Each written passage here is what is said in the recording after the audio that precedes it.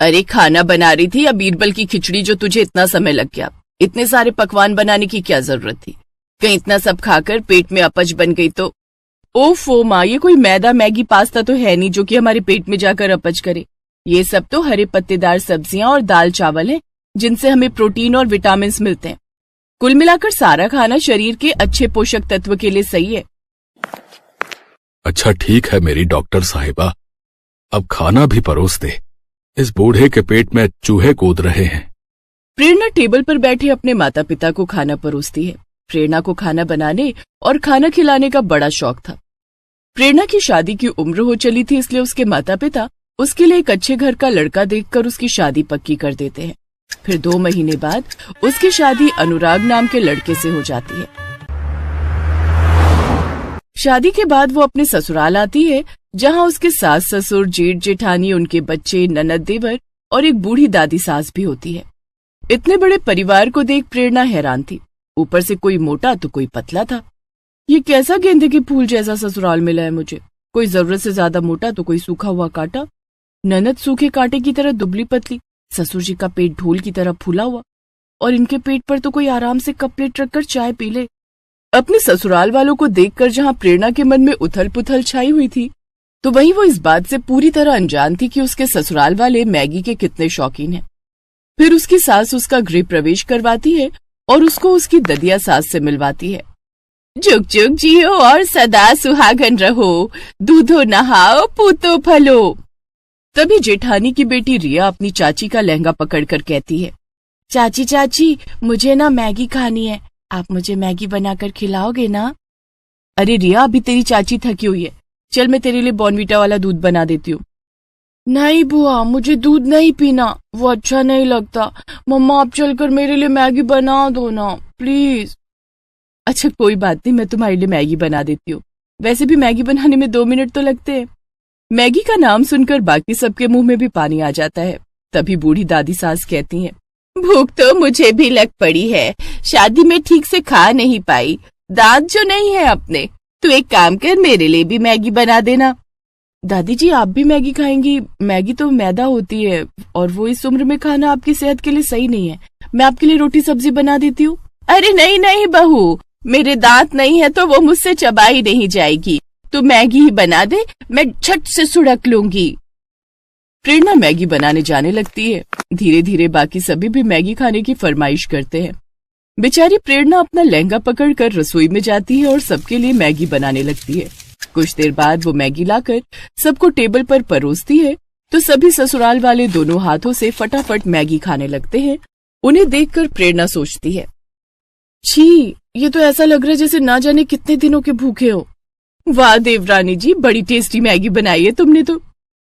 सच में भाभी, बड़ी अच्छी बनी है। वो क्या कहते हैं ना, जस्ट लुकिंग लाइक वाओ। जी शुक्रिया। फिर सभी खा पीकर अपने अपने कमरों में चले जाते हैं और प्रेरणा बेचारी सबकी प्लेटें धोने लगती है। उसके बाद अपने कमरे में जाती है, जहां उसका पति अनुराग उसका इंतजार कर रहा था। फिर उनकी सुहाग रात होती है। फिर अगली सुबह प्रेरणा नहाकर तैयार होकर अपनी पहली रसोई के लिए किचन में जाती है और सबके लिए तरह तरह के पकवान बनाती है। आज तो सब मेरे हाथ की बनी है मलाई चाप, शाही पनीर, दाल मखनी और मिक्स वेज खाएंगे तो खुश हो जाएंगे। सब अपनी उंगलियां चाटते रह जाएंगे। तभी उसकी सास और जेठानी मैगी के भरे हुए 2 बड़े बड़े बोरे लेकर वहां आते हैं। अरे बहू, ये तला भुना क्या बना डाला, ये सब कोई नहीं खाएगा। लेकिन माँ जी, ये सब पकवान मैंने आप सब के लिए बनाए हैं। उसे कोई नहीं खाएगा, यहाँ सब मैगी खाते हैं। लेकिन कल रात सबने वही तो खाई थी। अरे उसे खाना नहीं, चखना कहते हैं। हमारे यहाँ तो हर रोज 1000 मैगी बनती है, तभी हम सबका पेट भरता है। 1000 मैगी के नाम से तो प्रेरणा को चक्कर आने लगते हैं। हे भगवान, ये लोग इंसान है या राक्षस? खैर मुझे क्या, मेरे लिए तो आसानी है, झट से पानी उबालो, मैगी डालो, बस फिर बन गई मैगी। ऐसा करो, आज तुम प्याज के तड़के वाली मैगी, सूखी मैगी, तरी वाली मैगी, मसाले वाली मैगी और मीठी मैगी बना लो। भैंस की पूंछ, 5 तरह की मैगी खाकर ये कौन सा शक्तिमान बन जाएंगे, पपसी कहीं के। अब वो जल्दी जल्दी अलग अलग चूल्हों पर मैगी के पतीले रखती है। बाहर सभी बार बार घड़ी की तरफ देख रहे थे।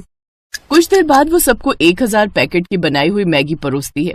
साथ ही अपने बनाए हुए पकवान भी रखती है, लेकिन उसके पकवान कोई नहीं खाता। सब मैगी पर टूट पड़ते हैं और कुछ ही देर में 5 पतीले चाट जाते हैं। फिर सब अपने कमरे में आराम करने चले जाते हैं और बेचारी प्रेरणा सारे बर्तन और रसोई की सफाई में लग जाती है। इसी तरह अगले दिन भी उसके सभी भुक्खड़ ससुराल वाले उससे मैगी बनाने के लिए कहते हैं। भाभी, आज न जरा चटपटी मैगी बना देना। हाँ, कल नमक मिर्च थोड़ा कम था। ठीक है ननद जी, वैसे आप दोनों भी चलिए ना मेरी मदद के लिए। अरे बस मैगी उबालनी तो है, कौन सा उसमें समय लगेगा। जाओ अब देर ना करो, सब खाने के लिए इंतजार कर रहे हैं। जी जेठानी जी। प्रेरणा रसोई में जाती है तो बाहर से आवाज आती है। और कितना समय लगेगा? जी बस लाई। एक तो ये खुद के सारे रायते की तरह फैले पड़े हैं, ऊपर से ऑर्डर तो ऐसे कर रहे जैसे मैं बहू नहीं काम वाली हूँ। मसाले खोलते वक्त वो उसकी आंख और नाक में भी चला जाता है, जिससे उसे आंखों में मिर्च और छींकें आने लगती हैं। वो जल्दी से अपना मुंह धोती है, फिर सबको 2 घंटे बाद मैगी परोस कर देती है। इसी तरह रोज रोज मैगी खाने से सबके पेट में दर्द रहने लगता है। किसी को दस्त, किसी को उल्टियां होने लगती हैं। यहाँ तक कि एक रोज रिया की तबीयत काफी ज्यादा गंभीर हो जाती है। साथ ही ददिया सास की हालत भी बहुत गंभीर हो जाती है। उन्हें जल्दी से अस्पताल ले जाया जाता है, जहाँ डॉक्टर उनसे कहता है, देखिए इनकी आंतों में मैदा जम चुका है। इतनी मात्रा में मैदा खाने से लिवर या किडनी आगे चलकर खराब हो सकती है।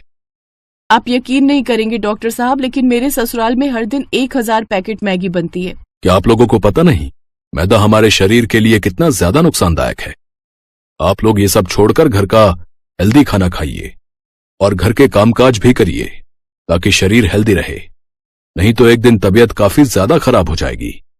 कुछ दिनों बाद वो दोनों ठीक हो जाते हैं और अब प्रेरणा के ससुराल वालों को अपनी गलती का एहसास होता है और वो अब मैगी छोड़कर घर का खाना खाने लगते हैं। साथ ही अब घर के बाकी सब लोग भी प्रेरणा की मदद करते।